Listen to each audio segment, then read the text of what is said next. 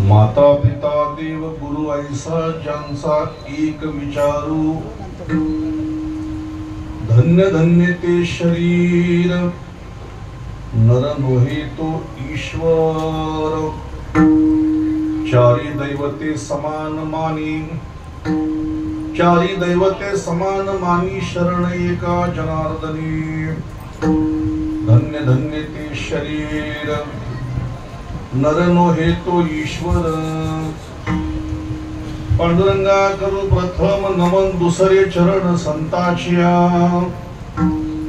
त्यांच्या कृपादाने कथेचा विस्तारू बाबाजी सद्गुरु दास तुका।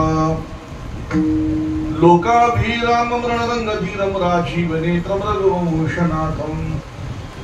कारुण्य रूपम करुणाकरंतम श्रीरामचंद्रम शरणं प्रपद्ये।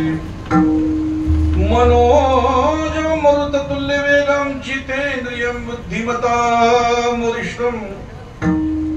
वातात्मजं वानरयूथमुख्यं श्रीरामदूतं शरणं प्रपद्ये। मंगल भवन अमंगल हारी, द्रवमुस दशरथ अजर बिहारी। सिया राममय सब जग जाणी, करहु प्रणाम जोरी जुग पाणी। जयांची केलिया स्मरण, होय सकळ विद्यांचे अधिकरण। तेची वंदू श्री चरण श्री गुरूंचे ते नमस्कार आता। मस्तक माझा पायावरी या वारकरी संतांच्या। थोडं लेट होतं रे बोलताना, असं तो माझं पूर्ण झालं का आवाज येतो। गुरु ऐसा ज्यांचा एक विचारू, धन्य धन्य ते शरीर नर नोहे तो ईश्वर। विठ्ठला विठ्ठला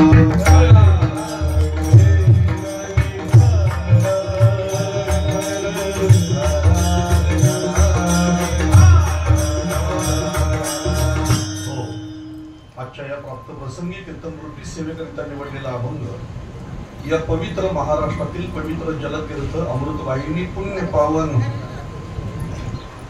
गोदावरी मातेच्या तटावर असलेलं क्षेत्र प्रतिष्ठान पैठण।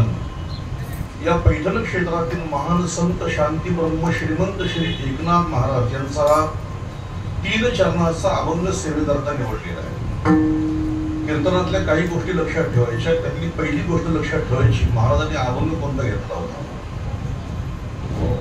आणि म्हणून आपल्या सर्वांना कळावं म्हणून परत एकदा सांगतो, आजच्या या चिंतनासाठी पैठणचे एकनाथ महाराज यांचा हा 3 चरणाचा अभंग सेवेकरिता निवडलेला आहे। या अभंगामध्ये शांती ब्रह्मश्री एकनाथ महाराजांनी आपल्याला आपलं कर्तव्य सांगितलेलं आहे। ज्या कर्तव्याच्यामुळे आपण या समाजामध्ये धन्य गणले जाऊ, आपली तुलना ईश्वराच्या बरोबर होऊ शकते, एवढा अधिकार आपल्याला प्राप्त होऊ शकतो, असं साधन एकनाथ महाराज अभंगातून सांगतायत। विठ्ठल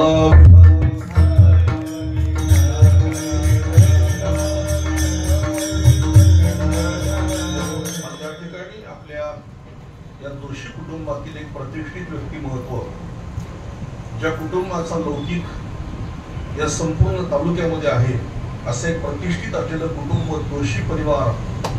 आणि या जोशी परिवारातील एक प्रतिष्ठित व्यक्तिमत्व, एक आदर्श व्यक्तिमत्व स्वर्गीय बाळरामजी खंडू जोशी यांची आजची 5वी पुण्यतिथी या ठिकाणी संपन्न होत आहे। तसा आजचा दिवस हा अत्यंत महत्त्वाचा आहे। आजच्या दिवसाला या वैदिक परंपरेमध्ये, सनातन संस्कृतीमध्ये अनन्यसाधारण महत्त्व आहे। आजचा दिवस म्हणजे गुरुपौर्णिमेचा दिवस, ज्याला व्यास पौर्णिमा असं म्हटलं जातं। कारण या संपूर्ण विश्वातील तत्वज्ञान हे व्यासांचं तत्वज्ञान आहे, म्हणून व्यास हे सर्वांचेच गुरु आहेत। अशा श्री व्यासांच्या प्रती कृतज्ञता व्यक्त करण्याचा दिवस म्हणजे आजचा हा गुरुपौर्णिमेचा दिवस आहे। नमोस्तुते व्यास विशाल बुद्धे, पुल्लारविंदाय तपत्र नेत्र। येन त्वया भारत तैल पूर्ण प्रज्वालितो ज्ञानमय प्रतिभा। असे भगवान वेदव्यास महाराजांची आजची कृतज्ञतापूर्वक उपकाराची परतफेड करण्याचा दिवस म्हणजे आजचा गुरुपौर्णिमेचा दिवस आहे। आणि काय योग आहे, आजच्या या गुरुपौर्णिमेच्या दिवस सर्व शिष्य गुरूंकडे जातात, बरं का। आणि बरेचसे लोक आमच्याकडे आजच्या दिवशी येतात आणि आज आम्ही तुमच्याकडे आलोय बरं. आणि या ठिकाणी आज येण्याचा योग जो मला प्राप्त झाला खऱ्या अर्थाने, एक प्रेमाचे संबंध असतात, जिव्हाळ्याचे संबंध असतात. रामकृष्ण एक जिव्हाळ्याचे संबंध असतात आणि त्याच्यापैकी या ठाकरे कुटुंबियांचं आमचं असलेले जिव्हाळ्याचं नातं. तसं मी आपल्या सर्वांना आवर्जून सांगेन का ज्या कुळामध्ये माझा जन्म झाला त्या कुळाशी संबंधित असलेले जे काही आमचे आप्तेष्ट, नातेवाईक, आमचे सोयरे, संबंधी यांच्याशी आमचा संबंध कमी असतो. पण तुमच्यासारखी जी प्रेम करणारी माणसं आहेत त्यांच्याशी आमचा अत्यंत जिव्हाळ्याचा संबंध असतो. आणि म्हणून या ठाकरे कुटुंबामध्ये गेली 5 वर्ष अज्ञातपणे जी श्रीमद भागवत कथा गेली, त्या 5 वर्षाचा संबंध नाही. तर मी रामधुनीला कीर्तनासाठी येत असतो 30-32 वर्ष. आणि 30-32 वर्षापासून या कुटुंबाचा माझा संबंध, म्हणजे त्यांचे वडील जे होते वसंतजी ठाकरे, अगदी त्यांच्या घरासमोर हा सप्ताह व्हायचा, बरोबर की नाही. मला आठवतं काय, एका अपघातामध्ये त्यांचं निधन झालं आणि जुनं त्यांचा आमचा परिचय. आणि भागवत कथेचं आयोजन केल्यानंतर आणखी त्या प्रेमामध्ये अगदी दृढता निर्माण झाली, संलग्नता निर्माण झाली. आणि त्यांचा आग्रह की गुरुपौर्णिमा असो नाही तर काही असो, पण तुम्ही आमच्या इथं कीर्तनासाठी आला पाहिजे.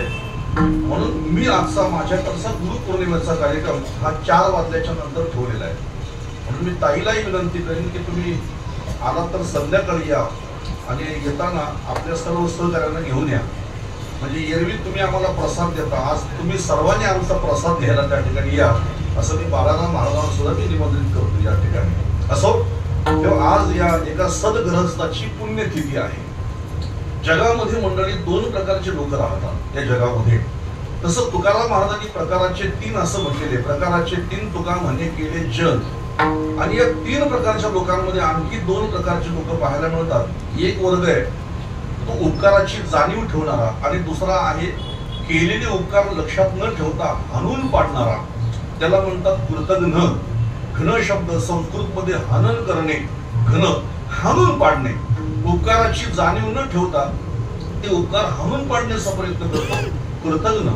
आणि कृतज्ञ, ज्ञ म्हणजे जानाती, जाणणे या संबंधाने आलेला ज्ञ शब्द आहे. कृत म्हणजे उपकार, ज्याच्या ठिकाणी उपकाराची जाणीव आहे, आठवण आहे, त्याला म्हणतात कृतज्ञ. आणि जो उपकाराची कधीच आठवण ठेवीत नाही त्याला म्हणायचं कृतघ्न. आता तुमच्या माहितीसाठी मी उदाहरण सांगतो. असं म्हणतात की रामायण हे 200 प्रकारचे रामायण आहेत. लक्षात ठेवा, बाळाराम महाराजांची जी कथा सांगितली ती माझ्या रामायणामध्ये येईलच असं नाही. मुख्य रामायणातलं जे सूत्र आहे ते लोक बाजूला ठेवतात आणि त्यातल्या नको त्या कथांना माणसं हात घालायचा प्रयत्न करतात. एक रामायणामध्ये कथा आली, रावणाने शिवधनुष्य उचलला होता आणि तो त्याच्या छातीवर पडला होता. रावण आता मरणार म्हणून सर्वांनी विनंती केली प्रभू रामचंद्रांना की उठा, उठवू रामा भंजऊ भवचापा, उठा, धनुष्य उचला आणि रावणाचा प्राण वाचवा. प्रभू श्री रामचंद्र गेले आणि रावणाच्या छातीवरचा धनुष्य उचलला. आता भगवान महादेवाचं धनुष्य रावणाच्या छातीवर पडल्यानंतर आता रावणाचा मृत्यू अटळच होता. परंतु प्रभू रामचंद्र उठले आणि धनुष्य उचलून रावणाचा प्राण वाचवला.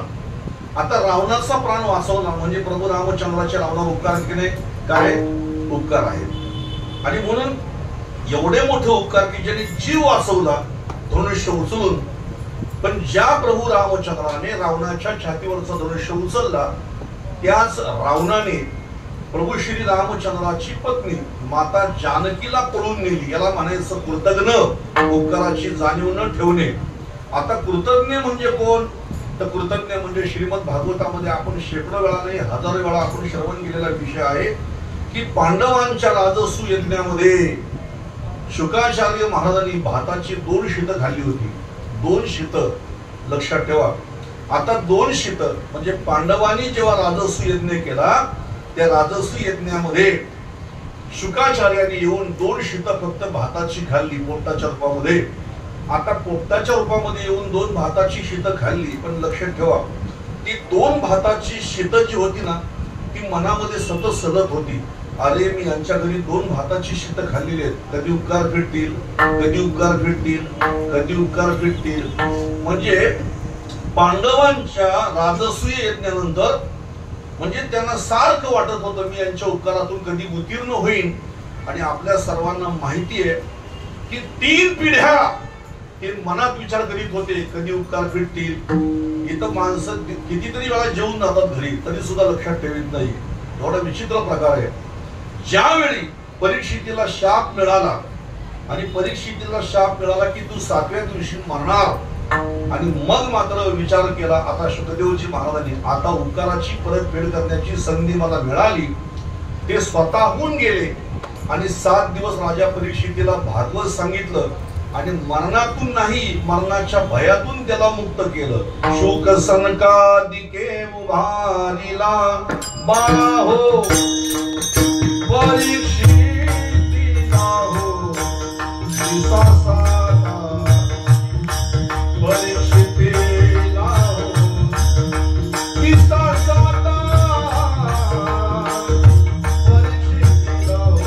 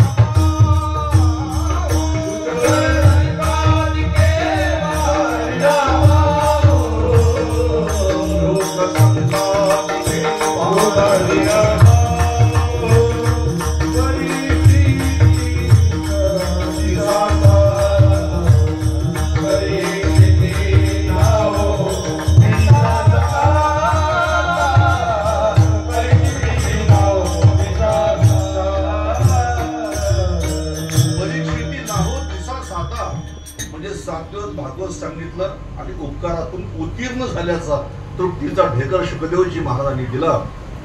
तसं या ठिकाणी आज या विषयाचा संबंध आजच्या कार्यक्रमाशी असा आहे की ज्यांनी जन्म दिला, ज्यांनी संगोपन केलं, खऱ्या अर्थाने ज्यांनी संस्कार दिले, ज्यांनी शिक्षण दिलं, ज्यांनी आपण मोठं व्हावं याच्यासाठी अनेक स्वप्न पाहिली आणि आपल्यापेक्षा मोठं करण्याचा ज्यांनी प्रयत्न केला तो बाप म्हणजे खऱ्या अर्थाने आपल्या जीवनातील अतिशय उपकार करणारा.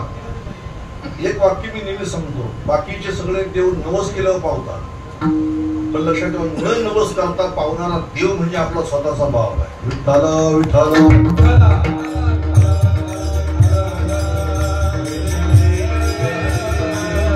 हो, अशा बापाच्या प्रती कृतज्ञता भावनेने आजचा हा कार्यक्रम ज्यांनी ठेवलेला आहे, आमचे विकास दादा, त्यांच्या 4 बहिणी, त्यांची आई, त्या सर्वांनी या कार्यक्रमाचं आज आयोजन केलेलं आहे. खरं तर मी वेळेतच पोहोचलो होतो, पण मी आल्यानंतर कार्यक्रम थोडा उशिरा सुरू झाला आणि माझ्या हातात विनायाला 11:15 वाजले. वेळेत कीर्तन मी पूर्ण करणार आहे, कारण मला देखील कार्यक्रमासाठी जायचं असल्या कारणाने जास्त काही विस्तार करत नाही. मी या कुटुंबियांना धन्यवाद देईन. आपल्यावरती अनेकांचे उपकार आहेत. थोडं थोडं कीर्तनातले मुद्दे लक्षात ठेवा. आपण जन्माला आलो ना, तर जन्माला आलो आणि वाढलो आणि मेलो एवढं जीवन नाही. जन्माला आल्यानंतर ज्या देशात जन्माला आलो त्या देशाचे उपकार आहे, या पृथ्वीचे उपकार आहे, त्या जलदेवतेचे उपकार आहे, त्या सूर्यनारायणाचे उपकार आहे, त्या चंद्राचे उपकार आहेत, या निसर्गाचे उपकार आहेत. सगळ्यांचे उपकार आपल्यावरती आहेत. आणि म्हणून जरी अनेकांचे उपकार आपल्यावर असतील तरी सुद्धा मात्र काही विशेष उपकार आहेत. आणि आणखी उपकार विशेषातले विशेष. आता विशेष उपकार कोणते आहेत तर रवी चंद्र घना वृक्षा नदी गावो सज्जनः इति परोपकाराय देवे युगे निर्मितः. कधीतरी थोडासा विचार करायचा बसल्या बसल्या. आपण बसलो ना एकांतामध्ये की माझ्यावरती किती जणांचे उपकार आहेत. रवी म्हणजे सूर्य, सूर्याचे आपल्यावर उपकार आहेत की नाही. आता एवढे मोठे मोठे लाईट लावले पण त्यांना बिल येणार आहे, ते काही फुकट नाही, लक्षात ठेवा. मुलाच्या लग्नामध्ये लाइटिंग करताना बाप लाइटिंगवाल्याला सांगतो किती पण पैसे जाऊ दे, तर लाइटिंग घे किती पैसे, पण बिल दाराशी आला का मग दरवाजा लावून घेतो, बघूजा म्हटला नंतर काय असेल ते. मला हे म्हणायचं आहे की लाईटचे जर 2 फोकस तुम्ही जास्त लावले तर बिल वाढून येतं, पण तुम्ही जन्माला आल्यापासून तर मरेपर्यंत सूर्यनारायण तुम्हाला प्रकाश देतो, पण कधी त्याने तुम्हाला बिल नाही पाठवलं आणि म्हणून तो उपकारी आहे. संत ज्ञानेश्वर महाराज म्हणतात अमृतानुभव ग्रंथामध्ये, महेश सूर्य हाती दिदली तेजाची स्तुती, दया भासाची अंतर्वती जगची पै केले. सूर्यनारायणाचे किती उपकार आहे आपल्यावर, आणि सूर्यनारायण जसा उपकारी आहे तसा चंद्र सुद्धा उपकारी आहे. चंद्र हा शीतलता प्रदान करतो. हा वनस्पतीमध्ये जो रस आहे, तो रस निर्माण करण्याचं काम, या औषधी वनस्पती आहे त्याच्यामध्ये रस निर्माण करण्याचं काम हा चंद्र करतो. चंद्र शीतलता प्रदान करतो. म्हणून जी माणसं सकाळी उठल्यानंतर 9 वाजेपर्यंत सूर्याचा प्रकाश घेतात आणि जेवण झाल्यानंतर रात्री चंद्राची शीतलता अंगावर घेतात, त्या आयुष्यामध्ये कधीही आजारी पडत नाही, हे लक्षात ठेवा. हो, थोडस खाली येऊन बोलतो, वाईट नका वाटून घेऊ. जुन्या काळातली माणसं होती ना, लोक म्हणतात त्यांना बुद्धी नव्हती, असं काही काही पोरं म्हणतात वेड्यासारखे, पण जुने लोक अत्यंत बुद्धिमान होते, विचारवंत होते. हो, आता तुम्ही शिकले, फक्त शाळा शिकले, पण अक्कल मात्र आमच्या गुडघ्यात आहे. ते तुम्ही कबूल करत नसले तरी तुम्ही सिद्ध करता. काही गोष्टी लोक तुम्हाला बोलत नसतील तरी लोकांना माहिती आहे अक्कल गुडघ्यामध्ये. जुन्या काळातली माणसं एवढी बुद्धिमान होती, बाळाराम महाराज एवढी बुद्धिमान की जुन्या काळातली माणसं आहे ना, घरामध्ये जेवायची आणि हातामध्ये डबा घेऊन घाण टाकायला गावाच्या बाहेर जायची. आता हे शिकलेले जेवतात हॉटेलमध्ये आणि घाण करायला घरामध्ये, आणि पुन्हा म्हणतात आम्ही शिकलो, आणि जुन्या माणसांना बुद्धी नव्हती. जुन्या काळामध्ये, पूर्वीच्या काळामध्ये माणसं 2-2, 4-4 किलोमीटर चालायची माणसं. सकाळी हातामध्ये डबा घेतला की 1 किलोमीटर चालणं जाणं आणि 1 किलोमीटर परत घरी येणं, म्हणजे 2 किलोमीटर त्यांची वॉकिंग व्हायची सकाळच्या वेळेला. आणि संध्याकाळी माणसं जेवली की जेवून झाल्यानंतर मग संध्याकाळी शतपावली करण्यासाठी चंद्राची शीतलता देखील अंगावरती घ्यायचे. सूर्य आणि चंद्र हे परोपकारी आहेत. सूर्य चंद्र घना हे ढग उपकारी आहे. वृक्ष सुद्धा उपकारी आहे. लावला त्याला सुद्धा सावली देतो, तोडण्यासाठी गेला त्याला सुद्धा सावलीच देतो. कुणीही जा, आता झाडं लावली बैठकवाल्यांनी, पण लावलेली झाडं असे म्हणतात का फक्त बैठकवाल्यांनी बसा म्हणून, बुवा लोकांनी इथं बसू नका, माझी ज्यांनी निंदा केली बैठकवाल्यांची त्यांनी बसू नका झाडाखाली, असं ते झाडं कधी म्हणत नाही. आणि म्हणून जो खांडावया घाव घाली का लावणी जयानी केली, दोघा एकची सावली वृक्ष देत जैसा. झाड सर्वांना सावली देतं, सर्वांना फळं देतं. एक दोहा हिंदी भाषेमध्ये, ज्यांनी लावलं त्याला सुद्धा फळं देतं, आणि ज्यांनी खालून दगड मारला त्याला सुद्धा वरून ते फळ देतं. जैसे आम का पेड़ वैसे संत का है, नीचे से मारो पत्थर ऊपर से फल देत. हे झाड सुद्धा उपकारी आहेत. रवी चंद्र घना वृक्ष नदी परोपकारी आहे. ती अशी म्हणत नाही की गाय पाणी पिण्यासाठी आली मी तिला पाणी देईन, आणि वाघ पाणी पिण्यासाठी आला त्याला मी विष घालून मारीन, असं ती म्हणत नाही. ती परोपकारी आहे. त्याच्यानंतर गावोश्य सज्जन, आणि सज्जन माणसं जगामध्ये आहेत, ही भगवंताने परोपकारासाठी निर्माण केलेली आहेत. मग या सगळ्या वस्तू ज्या आहेत यांच्या आपल्यावरती विशेष उपकार जरी असले तरी त्याच्यामध्ये विशेषातले विशेष उपकार आहेत आणखी 3. नंबर 1, ज्यांनी या सगळ्या वस्तू निर्माण केल्या तो परमात्मा, लक्षात ठेवा. ज्यांच्या माध्यमातून हा पिंड जगामध्ये जन्माला आला ते आई वडील. आणि नंबर 3, आपल्या जीवनातलं अज्ञान घालविण्याचं काम करून आम्हाला ज्ञान देण्याचं कार्य करतात ते गुरु. यांचे आपल्यावरती विशेष उपकार आहेत.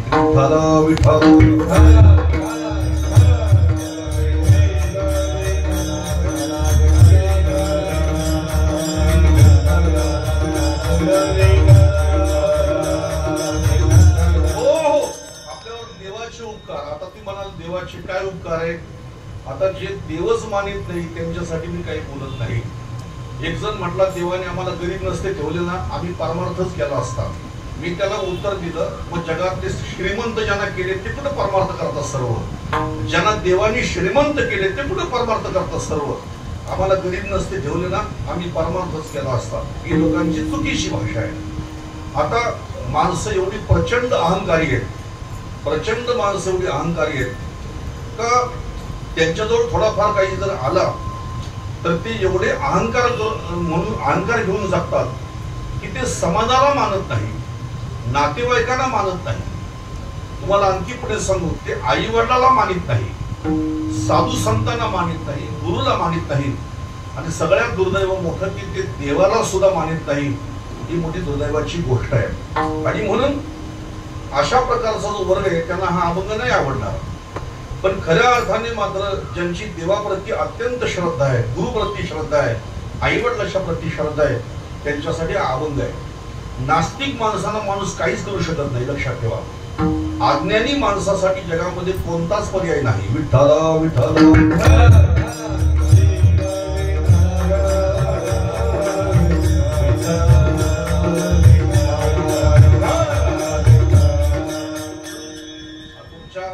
प्रवचनामध्ये तुम्ही तिथे घेतच होईल म्हणून जाणतेने गुरु भजीचे असं म्हटलेलं आहे. म्हणजे परमार्थ हा जाणत्या माणसांचा आहे, अज्ञानी माणसांचा परमार्थ नाही. वाईट वाटून घेऊ नका. काही माणसांची शिकण्याची प्रवृत्ती नसते, त्यांची शिकवण्याची प्रवृत्ती असते. ते कीर्तन झालं असं म्हणतात, बुवाने असं सांगायला पाहिजे होतं, म्हणजे आमच्या सोयीप्रमाणे त्यांनी कीर्तन करायला पाहिजे होतं, असं काही लोकांचं मत आहे. बुवा असंच कसा बोलला, म्हणजे सरकारने केलेले नियम आम्ही मानण्यापेक्षा आमच्या म्हणण्याप्रमाणे सरकारने नियम करायला पाहिजे होते. तसं परमार्थ सुद्धा आमच्या म्हणण्याप्रमाणे आम्ही करू, असं काही लोकांचं मत आहे. देव जो अज्ञानी माणूस आहे तो शिकवण्याचा प्रयत्न करतो. तुम्हाला आश्चर्याची गोष्ट सांगतो, आश्चर्याची गोष्ट, जे खरोखर जाणती माणसं आहेत ना,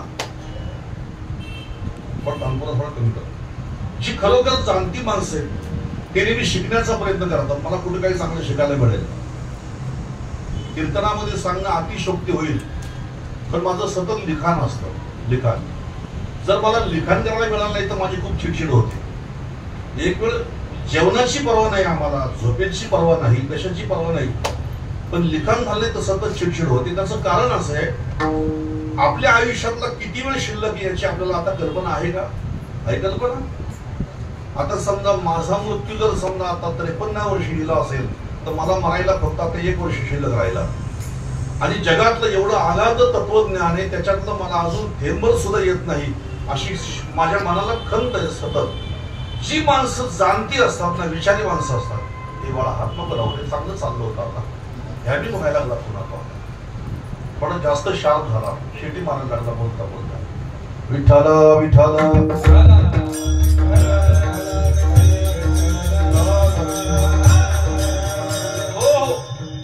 ज्या माणसाला उत्तर आहे का, ज्या माणसाला मूर्खपणामध्ये शहाणपणा वाटतो ना, त्याच्यासमोर तुम्ही डोकं जरी फोडलं तरी सुद्धा काही फरक पडणार नाही.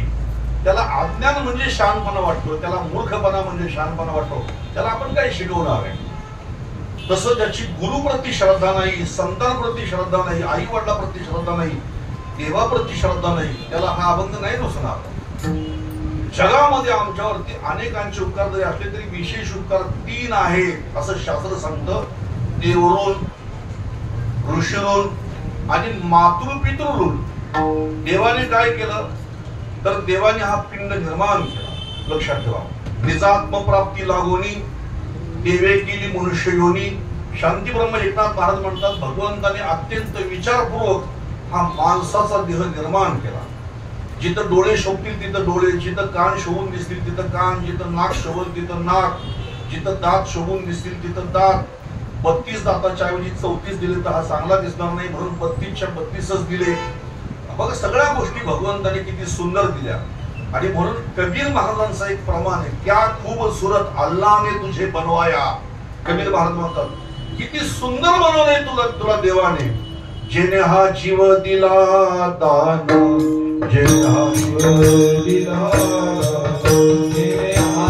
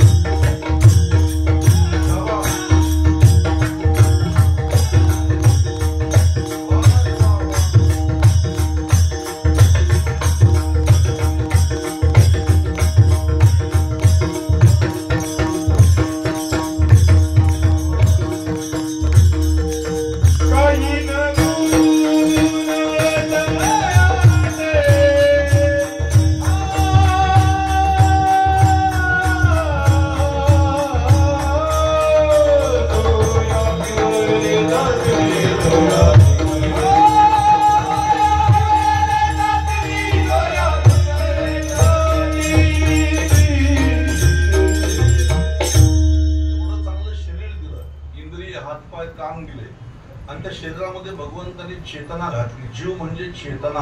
आता कोणी विचारलं परमेश्वर म्हणजे काय, तर आमच्यामध्ये असलेली चेतना म्हणजे परमात्मा आहे. तो चेतन आहे. आमची जी चेतना आहे तो परमात्मा आहे. ती चेतना निघून गेली तर ईश्वर निघून गेला. लक्षात ठेवा, ते शरीर जड होतं. जड जोपर्यंत ईश्वराचं अस्तित्व आहे तोपर्यंत वस्तू चेतन असते. एकदा त्यांना अस्तित्व निघून गेलं की मग मात्र ती वस्तू जड होते. म्हणून त्या परमेश्वराने आमचा हा देह निर्माण केला, त्याच्यामध्ये जीव दिला, त्याच्यामध्ये बुद्धी घातली, त्याच्यामध्ये विवेक घातला. सगळ्या गोष्टी भगवंताने सर्वांना सारख्या दिलेल्या आहेत. लक्षात ठेवा, परमेश्वराने बुद्धी सर्वांना सारखीच दिलेली आहे. फक्त त्याचा उपयोग कोण कुठं करतो, कोण कुठं करतो. काही माणसं आपल्या ज्ञानाचा उपयोग माणसांना मारण्यासाठी करतात. काही माणसं आपल्या ज्ञानाचा उपयोग दुसऱ्या माणसांना जगवण्यासाठी करतात. काही आपल्या ज्ञानाचा उपयोग दुसऱ्या माणसाला लुटण्यासाठी करतात. काही आपल्या ज्ञानाचा उपयोग दान धर्म करण्यासाठी करतात. काही आपल्या ज्ञानाचा उपयोग कीर्तन श्रवणासाठी करतात. काही आपल्या ज्ञानाचा उपयोग तमाशा पाहण्यासाठी करतात. काही आपला उपयोग जो आहे लक्षात तो तीर्थयात्रा करण्यामध्ये घालवतात. काही आपला वेळ किंवा आपलं ज्ञान, आपली बुद्धी बैलांच्या शर्यतीमध्ये घालवतात. म्हणजे कोण कुठं बुद्धीचा उपयोग करील तो सांगता येत नाही. म्हणून एक माझं वाक्य असेल, 3 गोष्टीचा माणसाने जर उपयोग चांगला केला ना, 3 गोष्टीचा, तर जगात माणूस हा सर्वश्रेष्ठ ठरू शकतो. 1, त्याने आपल्या शक्तीचा चांगला उपयोग करावा. नंबर 2, त्याने आपल्या शिक्षणाचा, ज्ञानाचा चांगला उपयोग करावा. आणि नंबर 3, त्याने आपल्या संपत्तीचा चांगला उपयोग करावा. विठ्ठल विठ्ठल.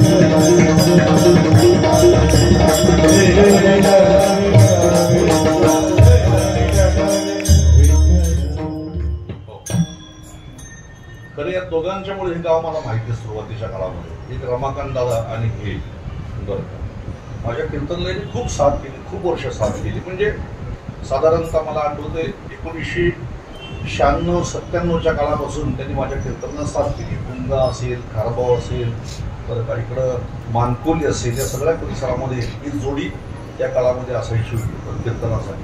असो, माझा विषय काय सुरू होता कीर्तनामध्ये सांगेल मला कुणी? सांगेल मला कोणी?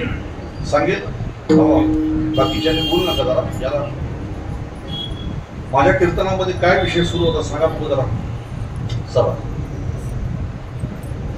तुम्ही असं समजू नका मी विसरलो पण तुम्हाला विचारतो. लोक म्हणतील याचा नेटवर्क गायब झाला असेल, हा विसरला असेल. नाही विसरलो मी, पण मला एक सवय आहे लोकांना हलवण्याची. ज्याप्रमाणे भगवान श्रीमद भगवद्गीता सांगताना अर्जुनाला वेळोवेळी हलवत होते.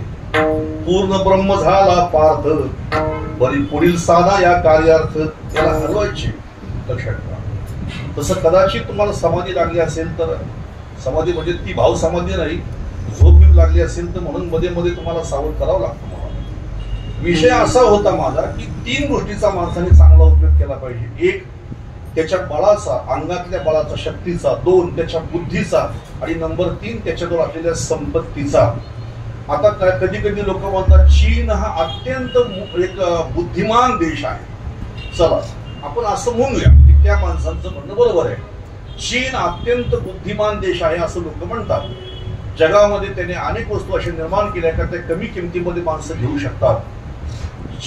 चीन हा जरी बुद्धिमान देश आहे असे म्हणणारे माणसं असतील तरी मात्र अशा माणसांच्या बोलण्याचा मी धिक्कार करतो. जो देश आपल्या बुद्धीचा आणि संपत्तीचा उपयोग जगाला संपवण्यासाठी करतो त्याच्या बुद्धीला काय आग लावायची? कोरोना सारखा एवढा भयानक रोग ज्यांनी या देशामध्ये आणला, आग लावायची त्यांच्या बुद्धिमत्तेला. पण त्यांचं शिक्षण, त्यांची बुद्धी, त्यांची संपत्ती, त्यांचं बळ याचा धिक्कार असो. 2-3 गोष्टी महत्वाच्या लक्षात ठेवायच्या. आणि म्हणून विठ्ठला विठ्ठला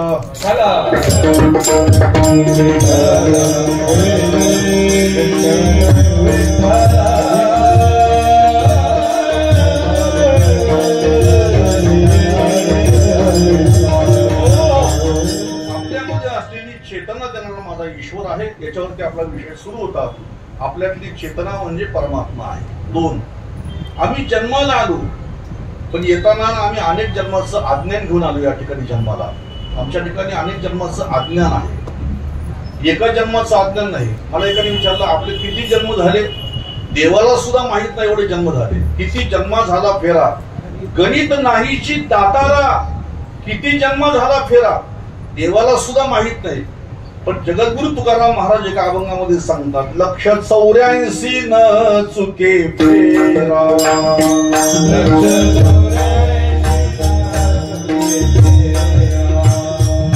गर्भवासी यातना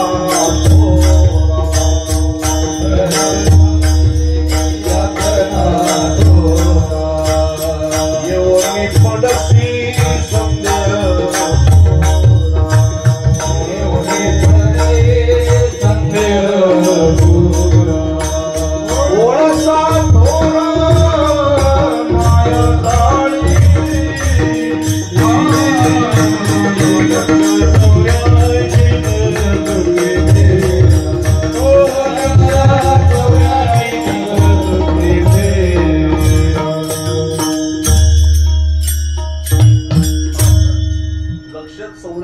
चुकी फेरा म्हणजे हा जन्म मिळण्याच्या आधी 83,99,999 जन्म आम्ही घेतलेले आहेत.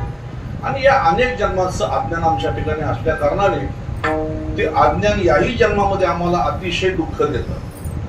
माणसाला सर्वात जास्त दुःख देतं ते अज्ञान. आता कोणतं अज्ञान, तर आपल्या स्वतःच्या स्वरूपाचं असलेलं अज्ञान. मी कोण आहे, मी आलो कुठून, मला जायचं कुठे, याचा कधी माणसं विचार करत नाही. जन्माच्या पूर्वी मी नव्हतो, मेल्यानंतर मी नसणार आहे. मग जन्मापासून तर मरेपर्यंत माझा प्रवास आहे. मग मधल्यामध्ये मी आहे तरी कोण. मला जर कोणी विचारलं तुझं नाव काय, तर मी माझं नाव समजून जगाला परिचय देतो. पण मला मूर्खाला हे कळत नाही की मी जन्माला आल्यानंतर माझं नाव गावातल्या 4 बायांनी मिळून ठेवलेलं आहे. जन्माच्या आधी तर मला नाव नव्हतं, जन्माला आल्यानंतर माझं आईच्या पोटात सुद्धा नाव नव्हतं. जन्माला येण्याच्या आधी पाळण्यामध्ये घातल्यानंतर गावातल्या 4 बायांनी ठेवलंय माझं नाव. आणि म्हणून ठेविलिया नावेसी ओ देत उठी, जन्मलिया बाळकासी नाव नाही तयेपासी. आणि ठेविलिया नावेसी ओ देत उठी, जे लोकांनी आम्हाला नाव ठेवलंय ते नाव घेऊन आम्हाला सगळं लोकांनीच दिलंय हो, बरं का. जन्म दुसऱ्यांनी दिला, नाव दुसऱ्यांनी ठेवलंय, संपत्ती सुद्धा दुसऱ्याचीच वापरतो. आणि मेल्यानंतर सुद्धा दुसरीच माणसं घेऊन जातात आणि मेल्यानंतर दुसरीच माणसं पेटवतात. आहे तरी काय, सगळं आहे ते दुसऱ्यांचंच आहे. पण तरी सुद्धा मी काहीतरी आहे हा अहंकार घेऊन माणूस जेव्हा जगतो ना, या अहंकार घालविण्याचं काम माणसाचं संत करतात. आणि त्या संतांचे उपकार आपल्यावरती आहेत, म्हणजे गुरुचे उपकार आहेत आपल्यावर. आणि ज्यांच्याद्वारे हा पिंड या जगामध्ये जन्माला आला ते आई वडिलांचे उपकार आहेत. म्हणून सगळ्यांचे बाकीच्यांचे उपकार तुम्ही ध्यानात ठेवा, बरं का. पण आई वडिलाचे, देवाचे आणि गुरुचे उपकार कधीही मात्र तुम्ही विसरू नका. या संबंधाने शांती ब्रह्म एकनाथ महाराज अभंगाच्या पहिल्या चरणामध्ये सांगतात, माता पिता देव गुरु, माता पिता देव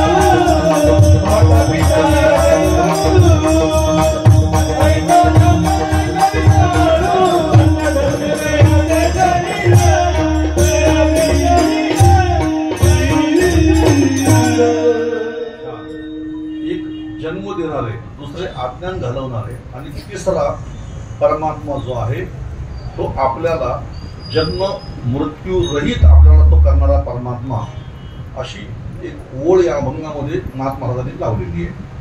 आता मला तुम्ही सांगा, खरं तर पहिला नंबर देवाचा पाहिजे की नाही? सुरुवात देवापासून केली पाहिजे, पण सुरुवात देवापासून न करता बालाराम महाराज सुरुवात केली आई वडिलांपासून, आणि ते पण पित्यापासून नाही केली सुरुवात, मातेपासून सुरुवात केली. आता आईपासून सुरुवात का केली? तर त्याचं कारण असं आहे, आपला जो धर्म आहे हा वेदाला मानणारा धर्म आहे. आपल्या धर्मामध्ये कोणतीही गोष्ट वेदाच्या अनुषंगाने केली जाते, वेदाच्या आज्ञेने केली जाते, वेदाच्या संमतीने केली जाते. आता वेद म्हणजे काय? तर ज्यांना वेदाविषयी माहीत नाही ते सुद्धा उचलली जिबकी लावली टाळ्याला. आता तेच चाललंय, एखादा अभंग काहीतरी आपल्या मर्जीने काढायचं आणि त्याच्यावर चर्चा करायची. वेद वेद वेद म्हणजे काय? जास्त विस्तार न करता आपण त्याच्यावर काहीतरी नंतर बोलूया, पण एकच वाक्य सांगेन.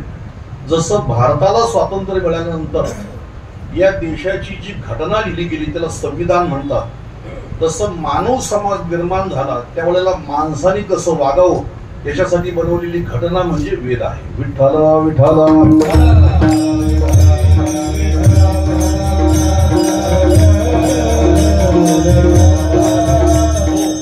मनुष्य प्राण्याचं संविधान म्हणजे वेद आहे.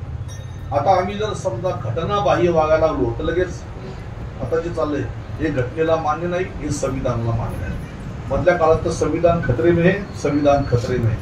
अरे संविधान खतरे में असं आम्ही बोलतो, पण वेद किती खतरे में? आम्ही जेव्हा चुकीचं वागतो तेव्हा देवानी बनवलेलं संविधान त्या देवाला काय वाटत असेल?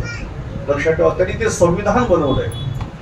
माणूस नावाच्या प्राण्याने कसं वागलं पाहिजे, त्यांनी काय खाल्लं पाहिजे, त्यांनी कसा विचार केला पाहिजे, त्यांनी नाती कोणती कशी जपली पाहिजे, या सगळ्याचं उत्तर म्हणजे वेद आहे. वेद. आणि म्हणून त्या वेदाने सुद्धा पहिला नंबर क्रमांक लावला आईचा. मातृदेव भव, पितृदेव भव, त्याच्यानंतर मग आचार्य देव भव, मग अतिथी देव भव. सर्वात पहिल्यांदा क्रमांक लावला तो आईचा लावला वेदाने. तर आम्ही जगामध्ये जेव्हा येतो, जगामध्ये येताना ती जी माऊली आहे ना, म्हणजे ती आई आपली, ती एका शरीरातून दुसरं शरीर निर्माण करते. जसं एखादं बी लावलं जमिनीमध्ये आणि जमिनीतून झाडाचा जन्म झाला, तसं माणसाचं काही जमिनीमध्ये बी लावलं आणि त्याचा माणूस निर्माण झाला असं होत नाही. थोडंसं अंतर्मुख व्हा, विचार करा बारकाईने. एका देहातून दुसरा देह जन्माला आलाय, तिच्या शरीरातून दुसरा पिंड जन्माला आलाय. हा किती मोठी आश्चर्याची गोष्ट आहे. एवढा मोठा पिंड ती जन्माला घालते. मला एकाने विचारलं, मुलाला आत्मज का म्हणतात? असा त्याचा प्रश्न होता. मुलाला काय म्हणतात? आत्मज. आत्मज म्हणतात त्याला. त्याचं कारण असं आहे, ती आई म्हणते माझ्या देहातून याचा देह निर्माण झालाय, या देहातून हा देह मी जन्माला घातलाय. मग कदाचित याचा देह वेगळा असेल पण याच्यामध्ये आत्मा माझा आहे. तर जेव्हापासून हा निर्माण झाला याला श्वास पण मीच दिलाय.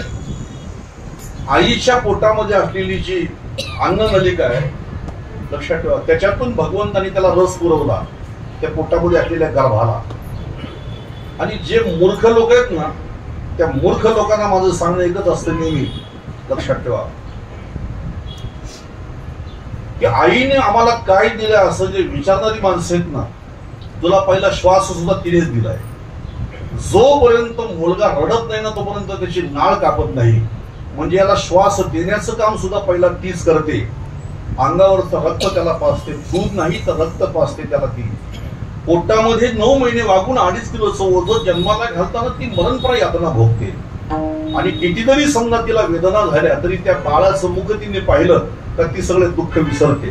तुम्हाला सांगतो, आमचे गुरुवर एक गोष्ट सांगायचे की एका बाईचं बाळ जन्माला येताना आडवं आलं बाळ.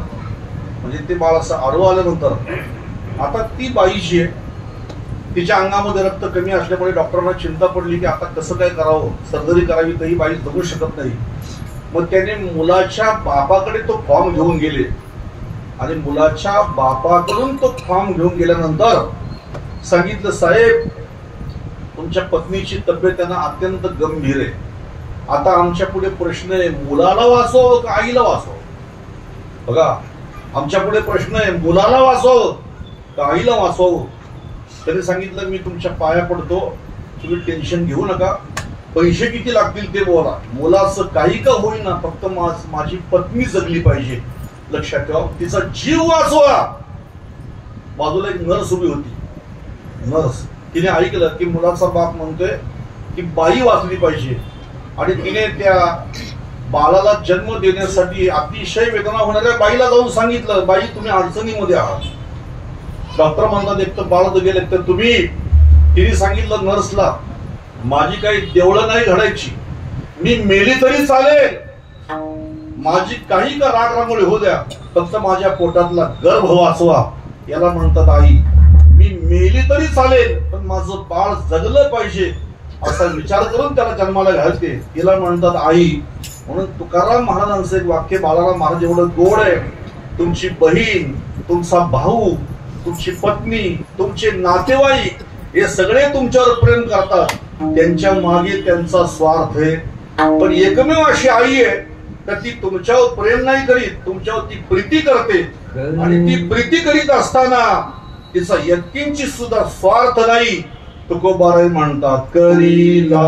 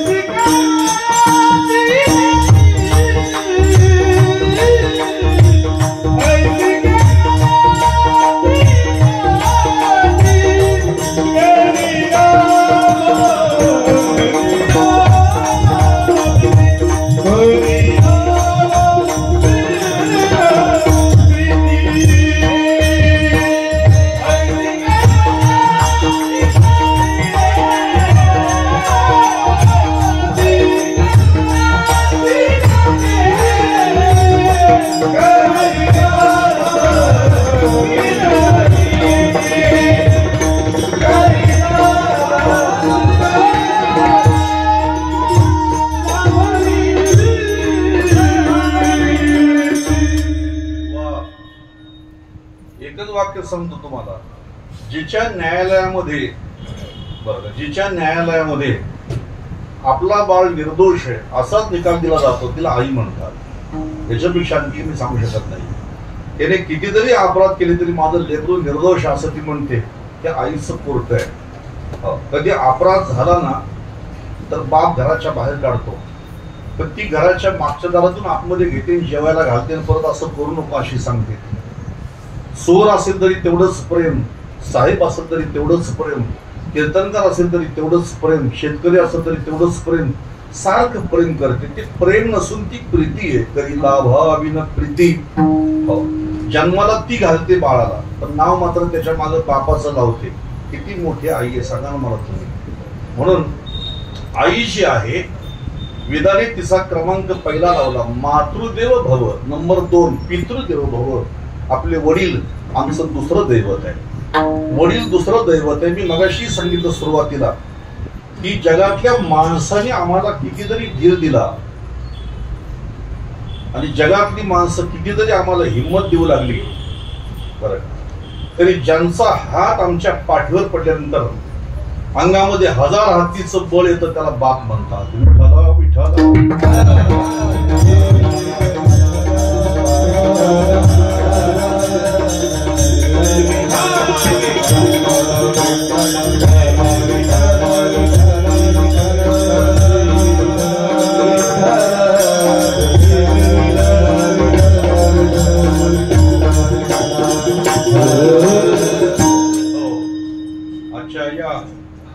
गुरुपौर्णिमेच्या प्रसंगी आम्हाला देखील आमच्या वडिलांची आठवण येते.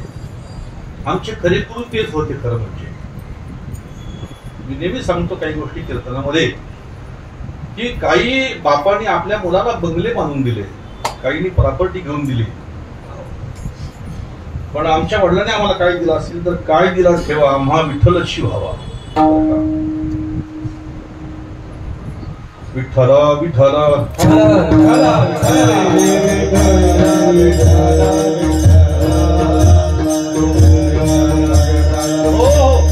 त्याने आम्हाला काय दिलं असेल तर आम्हाला त्यांनी दिली पांडुरंगाची भक्ती, पंढरपूरची वारी, भजन कीर्तन, एकादशीचं व्रत. माझ्या वडिलांची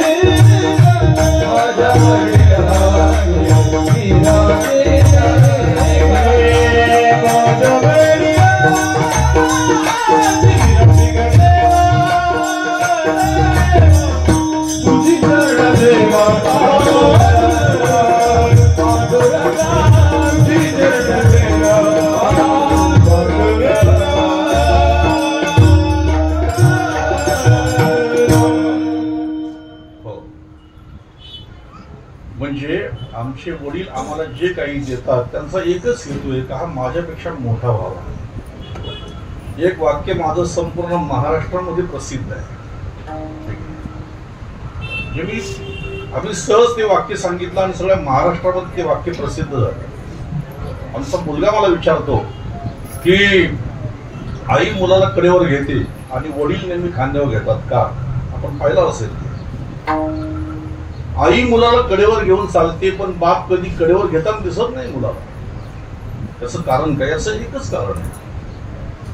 त्याचं कारण एकच आहे, जे मी बघू शकते ते माझ्या मुलाने बघावं असं आईला वाटतं, पण जिथं माझी नजर पोचत नाही तिथं माझ्या मुलाची पोचावी असं नेहमी वडिलांना वाटतं. आपल्यापेक्षा ते नेहमी आपल्या मुलाला मोठं झालेलं पाहण्याची त्यांची अपेक्षा असते.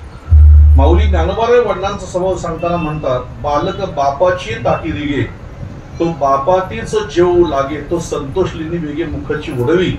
जेव्हा लहान बाळ बापाच्या तोंडामध्ये घास भरवतो तेव्हा माझा मुलगा मोठा झाला, आता तो मला भरवायला लागला असं म्हणून त्या मुलाचं कौतुक करतो. असे वडील आपले जे असतात ते वडील सुद्धा आपले वटवृक्षासारखे आधार आहेत. आमच्या घराचं अस्तित्व, आमच्या घराचा वटवृक्ष, आमच्या घराची सावली, आमच्या घराचं सर्वस्व आमचे वडील आहेत. आणि म्हणून एक तुकाराम महाराज म्हणतात, माता पिता देव आणि गुरु यांच्या प्रती माणसाचा समान भाव असला पाहिजे, सारखा भाव असला पाहिजे. बरं, संत जे सांगतात ते स्वतःच्या मनाने सांगतात का. नाही स्वतःच्या मनाने सांगेल तर हे जे सांगितलेलं आहे हे भगवंताची वचनं आहेत, हे देवाचं वचन आहे. माता पिता देव गुरु ऐसा ज्यांचा एक विचारू. तर हे देवाचं मत आहे. श्रीमद भगवद्गीतेच्या 17व्या अध्यायामध्ये भगवान शारीरिक तप सांगताना हे सांगतात बरं का. प्रत्येक माणसाच्या जीवनामध्ये तप घडलं पाहिजे. तप आणि त्याला बाकीचे तप नाही जमले तरी किमान त्याने हे तप तरी करावं. आणि याला म्हणतात खऱ्या अर्थाने शारीरिक तप. देव द्विज गुरु प्राज्ञम पूजनम शौच मार्जवम ब्रह्मचार्य अहिंसाचे शारीरम तप उच्यते. देवाच्या प्रतिभाव, गुरुच्या प्रतिभाव, आई वडिलांच्या प्रतिभाव ज्याचा आहे तो या समाजामध्ये धन्य गणला जातो.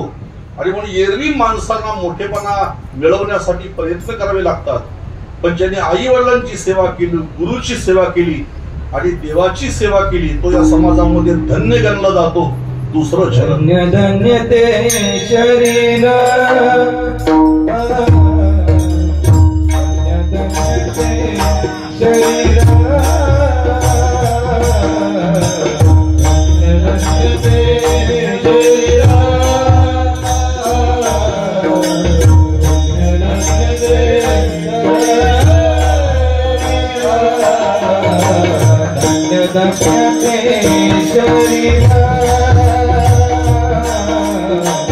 धन्य धन्य ते शरीर,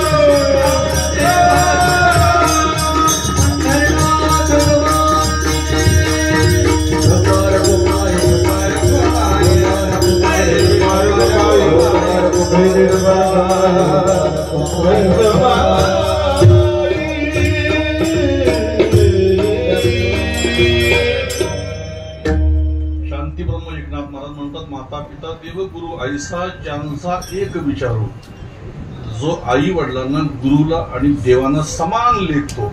आई वडील म्हणजेच माझे दैवत आहे, आई वडील म्हणजेच माझे गुरु आहेत, किंवा गुरु म्हणजेच माझा माता पिता आहे, गुरु म्हणजेच माझा देव आहे, किंवा परमात्मा म्हणजेच माझा मायबाप आहे आणि परमात्मा म्हणजेच माझा गुरु आहे.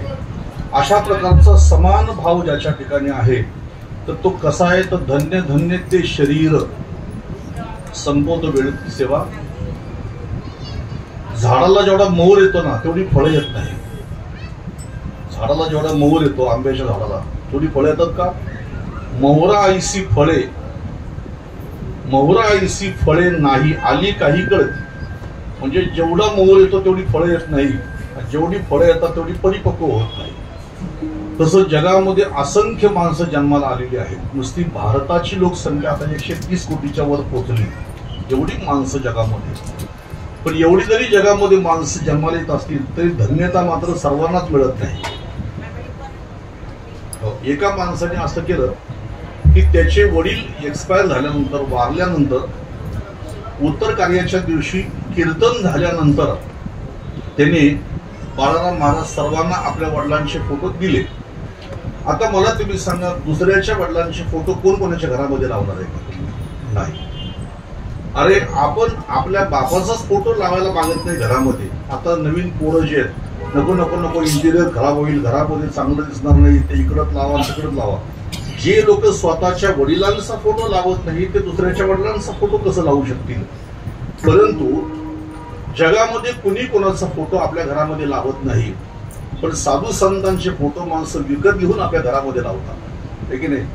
आळंदीला माणसं गेली, पंढरपूरला गेली की येताना तुकाराम महाराज, ज्ञानेश्वर महाराज, शांती ब्रह्म एकनाथ महाराज यांचे फोटो माणसं आवर्जून विकत घेतात.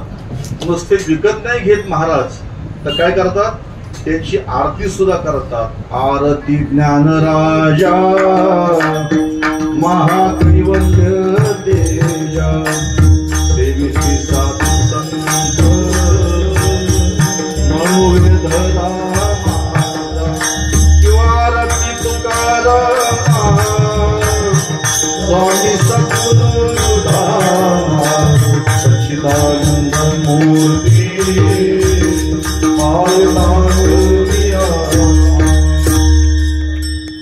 त्याचं कारण असं आहे, हे सगळे धन्य होऊन गेले.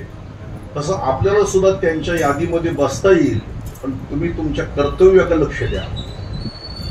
आणि तुमचं कर्तव्य जे आहे त्या कर्तव्याला तुम्ही अत्यंत महत्व दिलं का तुमची तुलना ईश्वराच्या सोबत सुद्धा होऊ शकते. एक हिंदीमध्ये म्हणणं, एक सुंदर दोहा आहे, लोक सगळ्या दोह्यांचं मात्र कबीरांना शेळी देतात. आता हा हिंदी दोहा कबीरांचा आहे की कुणाचा आहे मला माहित नाही, पण तो दोहा अतिशय महत्वाचा आहे, मला आवडला म्हणून सांगतो. जुन्या काळामध्ये जनावरं मेली म्हणजे गाय म्हैस बैल मेलं की त्याच्या अंगाचं कातडं काढणारे काही लोक असायचे, आणि ते काढलेलं कातडं असायचं ना त्याची पिशवी शिवायची पखाल, आणि ती पखाल पाणी भरायला कामं येते. मग ती जनावरांच्या अंगाची शिवलेली पिशवी ती रेड्याच्या पाठीवर टाकायची. रेड्याच्या पाठीवर ती पखाल टाकली आणि त्याच्यातून ते पाणी भरायचं काम करायचं. म्हणजे जुन्या काळामधला टँकर म्हणजे रेडा, जुन्या काळातला पाण्याचा टँकर, वॉटर टँकर रेडा. आणि म्हणून आता सुद्धा एखादा माणूस जर बिना कामाचा असला तर लोक म्हणतात जन्माला आला हेलान पाणी होऊन, म्हणजे पूर्वी टोनगे पाणी भरायचं काम करायचे रेडे असं. तर त्या पखालीचा पाणी भरायची पिशवी बनायची. एखादा जनावर जर मेला तर त्याचं कातडं तकवाजाला काम आहे, त्याचं कातडं तबल्याला काम आहे, त्याचं कातडं चपला शिवायला काम येतं, त्याचं कातडं पखाल बनवायला काम येतं. पण माणूस मेला तर त्याचं काहीच उपयोगाला येत नाही. पण त्या हिंदी दोह्यामध्ये संत म्हणतात की माणसाने जर प्रयत्न केले तर माणसाचं काही नाही झालं तरी माणसाची तुलना देवासोबत नक्की होऊ शकते जर त्याने चांगले कर्म केले तर. आणि म्हणून काही शब्द आहेत बघा त्या दोह्यातले. पशु का होत पन्हैया नरका कछु नहीं होय. पशु का होत पन्हैया, पन्हैया म्हणजे पखाल. पशु का होत पन्हैया नरका कछु नहीं होय. अगर नर कछु करनी कर चले तो नरका नारायण होय. तर माणसाने प्रयत्न केले तर माणसं देव सुद्धा होऊ शकतात. आणि म्हणून देवची होईन म्हणती ते होती. तरी का चित्तीन धरावे नरदेह निधान लागले हाती. उत्तम सार उत्तम गती. जर माणसाने प्रयत्न केले तर माणूस देव सुद्धा होऊ शकतो. आणि म्हणून आपण सगळ्यांनी देव व्हावं अशी संतांची भावना आहे. म्हणून ते म्हणतात एका या अभंगामध्ये, धन्य धन्य ते शरीर आणि नर नोहे तो ईश्वर. चारी दैवतांच्या ठिकाणी ज्याचा सारखा भाव आहे मी त्याच्या चरणावर मस्तक ठेवतो असं एकनाथ महाराज. चारी दैवता समान मानी, चारी दैवता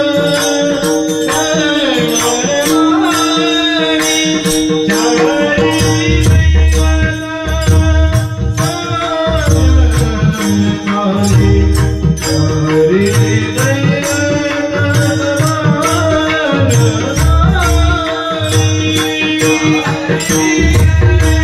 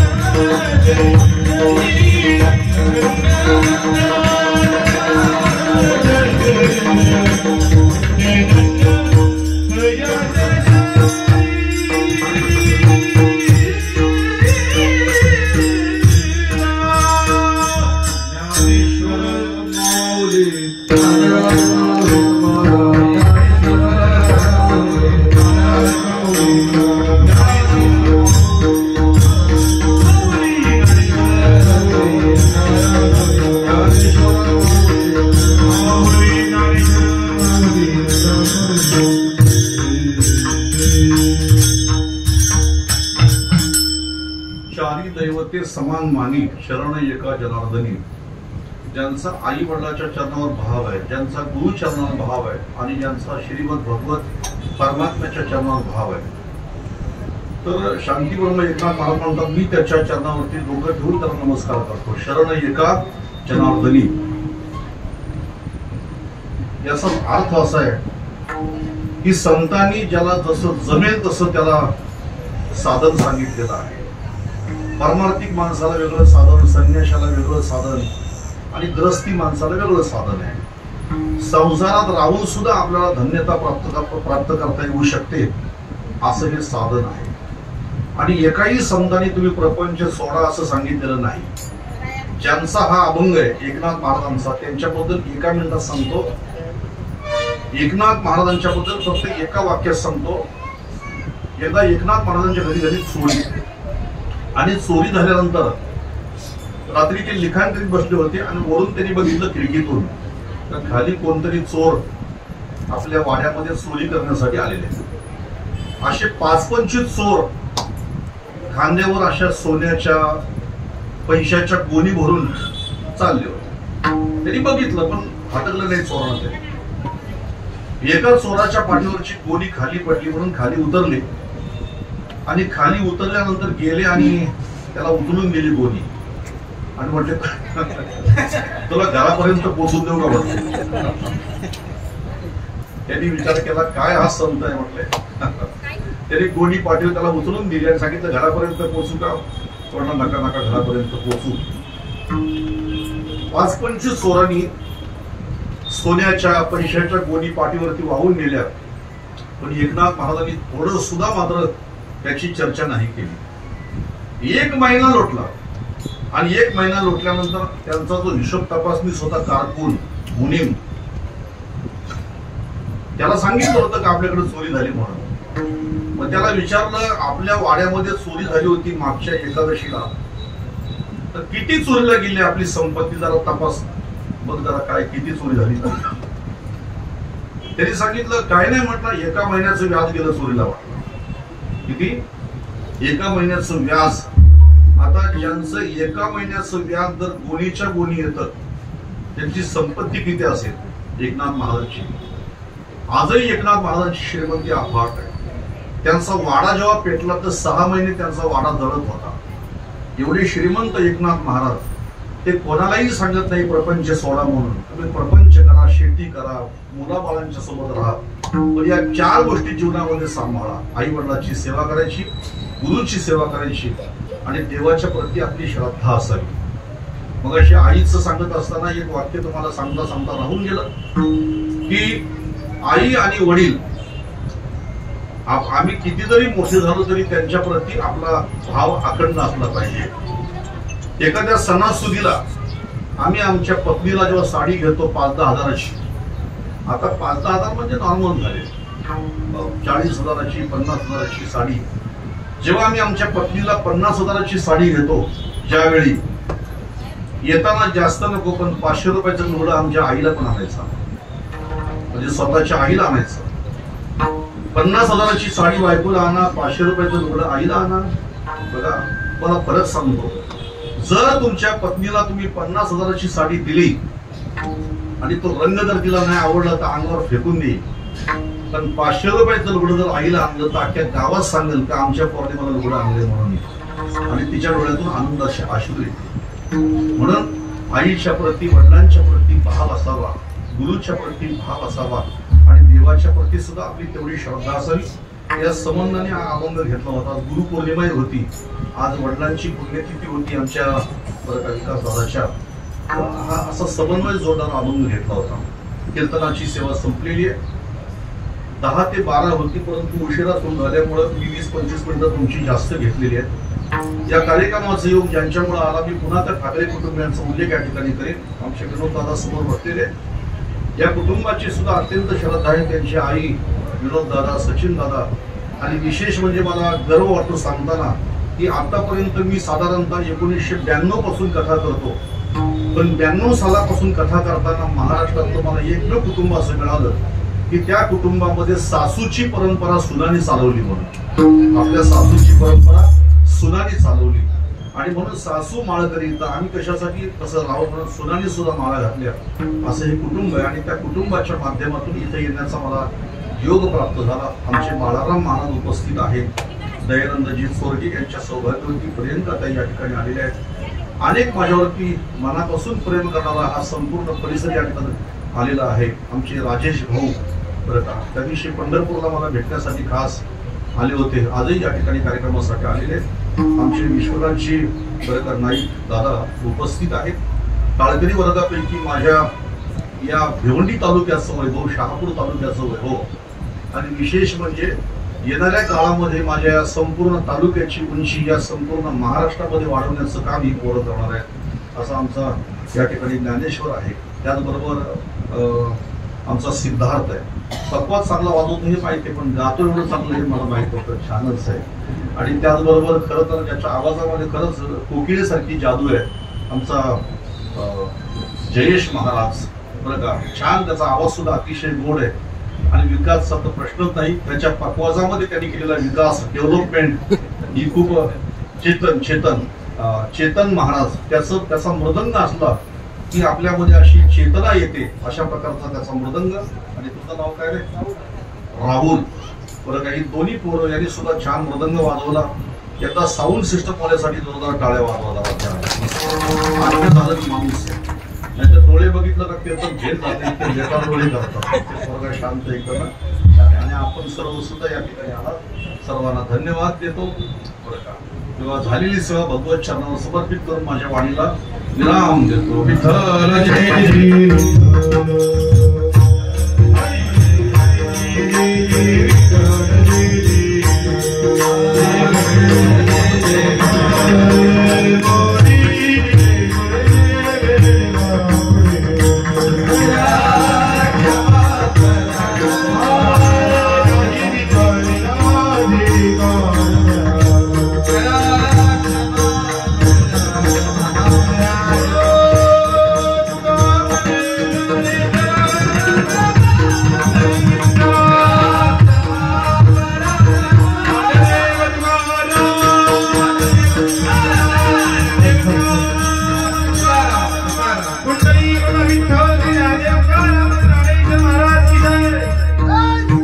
जय श्री राम.